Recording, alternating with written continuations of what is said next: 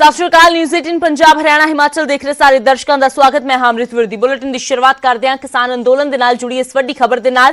ਤਾਂ ਇੱਕ ਪਾਸੇ ਕਿਸਾਨਾਂ ਦਾ ਅੰਦੋਲਨ ਲਗਾਤਾਰ 55ਵੇਂ ਦਿਨ ਦੇ ਵਿੱਚ ਪਹੁੰਚ ਗਿਆ ਹੈ, ਪਰ ਦੂਜੇ ਪਾਸੇ ਅੱਜ ਜੋ ਮੀਟਿੰਗ ਹੋਣ ਜਾ ਰਹੀ ਸੀ ਸਰਕਾਰ ਤੇ ਕਿਸਾਨਾਂ ਦੇ ਵਿਚਾਲੇ ਉਹ ਫਿਲਹਾਲ ਅੱਜ ਨਹੀਂ ਹੋਵੇਗੀ। ਜੀ ਹਾਂ, ਸਰਕਾਰ ਨੇ ਇੱਕ ਦਿਨ ਦੇ ਲਈ ਇਹ ਬੈਠਕ ਟਾਲ ਦਿੱਤੀ ਹੈ।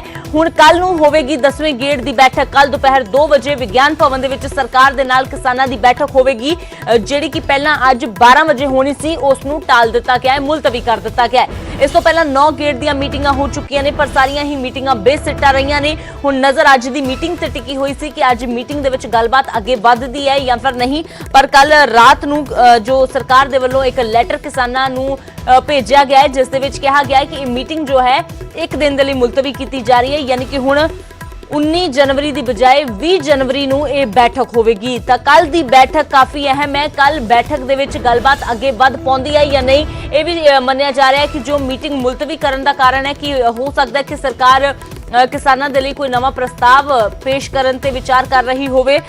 ਫਿਲਹਾਲ ਜ਼ਿਆਦਾ ਜਾਣਕਾਰੀ ਲਈ ਪੰਕਜ ਕਪਾਹੀ ਮੇਰੇ ਸਹਿਯੋਗੀ ਜੁੜ ਗਏ ਨੇ। ਤਾਂ ਪੰਕਜ, ਮੀਟਿੰਗ ਮੁਲਤਵੀ ਕਰ ਦਿੱਤੀ ਗਈ ਹੈ। ਕੱਲ ਦਾ ਦਿਨ ਕਾਫੀ ਅਹਿਮ, ਇੱਕ ਪਾਸੇ ਸਰਕਾਰ ਦੇ ਨਾਲ ਮੀਟਿੰਗ, ਦੂਜੇ ਪਾਸੇ ਪਰੇਡ ਨੂੰ ਲੈ ਕੇ ਸੁਪਰੀਮ ਕੋਰਟ ਦੇ ਵਿੱਚ ਸੁਣਵਾਈ ਹੋਣ ਜਾ ਰਹੀ ਹੈ।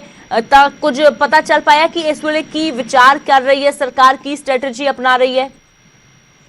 ਬਿਲਕੁਲ ਅਮ੍ਰਿਤ, ਕਿਉਂਕਿ ਐਮਐਸਪੀ ਨੂੰ ਲੈ ਕੇ ਕੱਲ ਦੀ ਮੀਟਿੰਗ ਦੇ ਵਿੱਚ ਚਰਚਾ ਰਹਿ ਸਕਦੀ ਹੈ ਔਰ ਐਮਐਸਪੀ ਨੂੰ ਲੈ ਕੇ ਕਿਸ ਤਰੀਕੇ ਦਾ ਪ੍ਰਪੋਜ਼ਲ ਸਰਕਾਰ ਦਾ ਰਹਿ ਸਕਦਾ ਹੈ ਕਈ ਮਹੀਨਿਆਂ ਦੇ ਵਿੱਚ ਅਹਿਮ ਹੈ। ਕਿਉਂਕਿ ਪਿਛਲੀ ਮੀਟਿੰਗ ਦੇ ਵਿੱਚ 15 ਤਰੀਕ ਦੀ ਮੀਟਿੰਗ ਦੇ ਵਿੱਚ ਖੇਤੀਬਾੜੀ ਮੰਤਰੀ ਨਰਿੰਦਰ ਸਿੰਘ ਤੋਮਰ ਹੋਰਾਂ ਨੇ ਕਿਸਾਨ ਜਥੇਬੰਦੀਆਂ ਦੇ ਸਾਹਮਣੇ ਇੱਕ ਸਵਾਲ ਰੱਖਿਆ ਸੀ ਕਿ ਅਗਰ ਐਮਐਸਪੀ ਨੂੰ ਲੈ ਕੇ ਸਹਿਮਤੀ ਬਣ ਗਈ ਤਾਂ ਕੀ ਅੰਦੋਲਨ ਖਤਮ ਕਿਸਾਨ ਜਥੇਬੰਦੀਆਂ ਕਰਨਗੀਆਂ ਔਰ ਸਰਕਾਰ ਦੇ ਸਾਹਮਣੇ 26 ਜਨਵਰੀ ਤੋਂ ਪਹਿਲਾਂ ਇਸ ਅੰਦੋਲਨ ਨੂੰ ਕਿਸ ਤਰੀਕੇ ਦੀ ਕੀ ਰੂਪਰੇਖਾ ਰਹਿਣ ਵਾਲੀ ਹੈ, ਉਹ ਕੱਲ ਦੀ ਮੀਟਿੰਗ ਜਿਹੜੀ ਹੈ ਉਹ ਤੈਅ ਕਰੇਗੀ। ਕਿਉਂਕਿ ਕੱਲ ਦੀ ਮੀਟਿੰਗ 26 ਜਨਵਰੀ ਤੋਂ ਪਹਿਲਾਂ ਕਾਫੀ ਅਹਿਮ ਹੈ ਔਰ ਜਿਸ ਤਰੀਕੇ ਦੇ ਨਾਲ ਕਿਸਾਨ ਜਥੇਬੰਦੀਆਂ ਨੇ ਉਲੀਕਿਆ ਹੋਇਆ ਕਿ ਦਿੱਲੀ ਦੇ ਅੰਦਰ ਟਰੈਕਟਰ ਮਾਰਚ ਕੱਢਿਆ ਜਾਏਗਾ ਔਰ ਪੂਰੀ ਦੁਨੀਆ ਦੀਆਂ ਨਜ਼ਰਾਂ 26 ਜਨਵਰੀ ਤੇ ਰਹਿਣ ਵਾਲੀਆਂ ਔਰ ਉਸ ਤੋਂ ਪਹਿਲਾਂ ਇਹ ਮੁਲਾਕਾਤ ਕਈ ਮਾਇਨਿਆਂ ਦੇ ਵਿੱਚ ਅਹਿਮ ਹੈ ਔਰ ਇਸੇ ਵਜ੍ਹਾ ਕਰਕੇ ਸਰਕਾਰ ਇਸ ਮੀਟਿੰਗ ਨੂੰ ਬੇਸਿੱਟਾ ਨਹੀਂ ਰਹਿਣ ਦੇਣਾ ਚਾਹੁੰਦੀ ਔਰ ਇਸੇ ਵਜ੍ਹਾ ਕਰਕੇ ਇੱਕ ਦਿਨ ਦਾ ਹੋਰ ਜਿਹੜਾ ਅੱਜ ਮੀਟਿੰਗ ਦੁਪਹਿਰ 12 ਵਜੇ ਹੋਣੀ ਸੀ, ਉਹ ਕੱਲ ਦੁਪਹਿਰ 2 ਵਜੇ ਹੁਣ ਦਿੱਲੀ ਦੇ ਵਿਗਿਆਨ ਭਵਨ ਦੇ ਵਿੱਚ ਇਹ ਮੀਟਿੰਗ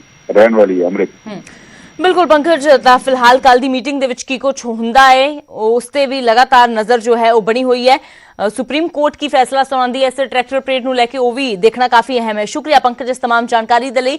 ਤਾਂ ਕੱਲ ਸਰਕਾਰ ਦੇ ਵੱਲੋਂ ਰਾਤ ਨੂੰ ਜਾਣਕਾਰੀ ਦਿੱਤੀ ਗਈ ਹੈ ਕਿਸਾਨ ਜਥੇਬੰਦੀਆਂ ਨੂੰ। ਫਿਲਹਾਲ ਕਿਸਾਨਾਂ ਦੇ ਵੱਲੋਂ ਵੀ ਆਪਣੇ ਪੇਜ ਤੇ ਆਪਣੇ ਟਵਿੱਟਰ ਹੈਂਡਲ ਤੇ ਇਸ ਸੰਬੰਧੀ ਜਾਣਕਾਰੀ ਪਾਈ ਹੋਈ ਹੈ ਕਿ ਹੁਣ ਮੀਟਿੰਗ 19 ਜਨਵਰੀ ਦੀ ਬਜਾਏ 20 ਜਨਵਰੀ ਨੂੰ ਦੁਪਹਿਰ 2 ਵਜੇ ਵਿਗਿਆਨ ਭਵਨ ਦੇ ਵਿੱਚ ਹੋਣ ਜਾ ਰਹੀ ਹੈ। ਤਾਂ ਕੱਲ ਦੀ ਮੀਟਿੰਗ ਦੇ ਵਿੱਚ ਕੀ ਕੁਝ ਨਵਾਂ ਹੁੰਦਾ ਹੈ ਜਾਂ ਫਿਰ ਨਹੀਂ, ਇਹ ਕੱਲ ਹੀ ਦੇਖਣਾ ਹੋਵੇਗਾ।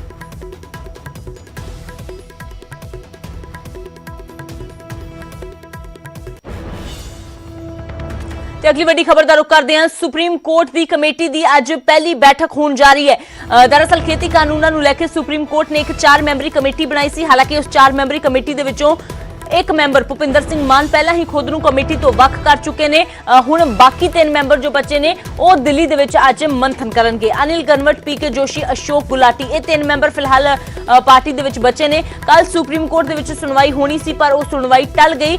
ਕੱਲ ਦੀ ਸੁਣਵਾਈ ਦੇ ਵਿੱਚ ਲੱਗ ਰਿਹਾ ਸੀ ਕਿ ਜਾਂ ਤਾਂ ਕੋਈ ਨਵਾਂ ਮੈਂਬਰ ਨਿਯੁਕਤ ਕੀਤਾ ਜਾ ਸਕਦਾ ਹੈ। ਇਸ ਕਮੇਟੀ ਦੇ ਉੱਪਰ ਸਵਾਲ ਵੀ ਖੜੇ ਹੋ ਰਹੇ ਸੀ, ਉਸ ਨੂੰ ਲੈ ਕੇ ਵੀ ਸੁਪਰੀਮ ਕੋਰਟ ਦੇ ਵਿੱਚ ਸੁਣਵਾਈ ਹੋਣੀ ਸੀ, ਜੋ ਕਿ ਬੁੱਧਵਾਰ ਨੂੰ ਯਾਨੀ ਕਿ ਆਉਣ ਵਾਲੇ ਕੱਲ ਦੇ ਵਿੱਚ ਹੁਣ ਹੋਵੇਗੀ। ਤਾਂ ਉਸ ਤੋਂ ਪਹਿਲਾਂ ਅੱਜ ਸੁਪਰੀਮ ਕੋਰਟ ਦੀ ਜੋ ਕਮੇਟੀ ਹੈ ਉਸ ਦੇ ਵੱਲੋਂ ਆਪਣੀ ਪਹਿਲੀ ਬੈਠਕ ਕੀਤੀ ਜਾਣੀ ਹੈ, ਕਿਉਂਕਿ ਪਹਿਲਾਂ ਹੀ ਜੋ ਹੈ ਇਸ ਕਮੇਟੀ ਨੂੰ 2 ਮਹੀਨਿਆਂ ਦੇ ਵਿੱਚ ਰਿਪੋਰਟ ਦੇਣ ਦੇ ਲਈ ਕਿਹਾ ਗਿਆ है। ज्यादा जानकारी लिए सुशील पांडे मेरे सहयोगी जुड़े ने। तो सुशील, 10 दिन के अंदर इस कमेटी को पहली बैठक करने के लिए कहा गया था। उसके तय समय के मुताबिक ये कमेटी अपनी बैठक भी करने जा रही है, लेकिन 3 मेंबरों के साथ क्या कुछ अपडेट इस पूरे मामले पर? जी बिल्कुल अमित, देखिए साफ तौर से सुप्रीम कोर्ट ने किसानों के इस समस्या को लेकर जो कमेटी बनाई थी, उस कमेटी में से 4 सदस्य थे, उसमें से एक सदस्य भूपेंद्र सिंह मान ने अपने पद से इस्तीफा दे दिया था। उसके बाद जो 4 सदस्य हैं वो 4 सदस्य फिलहाल इस कमेटी के द्वारा अपनी जो पहली बैठक है वो आज करेंगे। हालांकि इस पूरे बैठक में साफ तौर से भूपेंद्र सिंह मान नहीं है, तो अब निश्चित रूप से डॉक्टर प्रमोद जोशी जो एग्रीकल्चर इकोनॉमिस्ट है, अशोक गुलाटी और सहकारी संगठन महाराष्ट्र के जो अनिल घनवट हैं, ये तमाम लोग आज बैठकर पहली बैठक पूसा इंस्टीट्यूट में करेंगे और ये रणनीति तय करेंगे कि किसानों के साथ कैसे बैठक की जाए। हालांकि सुप्रीम कोर्ट ने 4 सदस्यों की कमेटी बनाई थी, लेकिन एक कमेटी मेंबर के अलग हो जाने के बावजूद भी ये 3 जो सदस्य की कमेटी है वो अपना काम शुरू करेगी, क्योंकि उनकी तरफ से कल ही ये साफ कर दिया गया था कि सुप्रीम कोर्ट का जो आदेश है वो स्पष्ट है और उस पर काम करना बेहद जरूरी है। सुप्रीम कोर्ट ने यह साफ कर दिया था कि इस कमेटी में जो लोग शामिल हैं वो अपना काम 10 दिन के अंदर शुरू करें और इसके लिए केंद्र सरकार को निर्देश भी दे दिया था। और इसी के लिए आज जो पहली बैठक हो रही है वो ये रणनीति तय करेगी कि किसानों के साथ कैसे आगे बातचीत जारी की जाए, किस प्रकार के प्रकरण को बढ़ाया जाए। और हो सकता है कि बुधवार को जब सुप्रीम कोर्ट इस मामले में सुनवाई करे तो एक मेंबर की कमेटी जो खाली है उसमें किसी को शामिल करे। अगर ऐसा करता है तो निश्चित रूप से कमेटी के तमाम लोगों पर उसका असर नहीं पड़ेगा और इसीलिए कमेटी ने अपना काम शुरू कर दिया है। जी बिल्कुल सुशील, तो फिलहाल इस कमेटी की ओर से जो पहली बैठक की जा रही है उस बैठक में क्या कुछ चर्चा की जाती है ये देखना काफी अहम है। शुक्रिया इस तमाम जानकारी के लिए।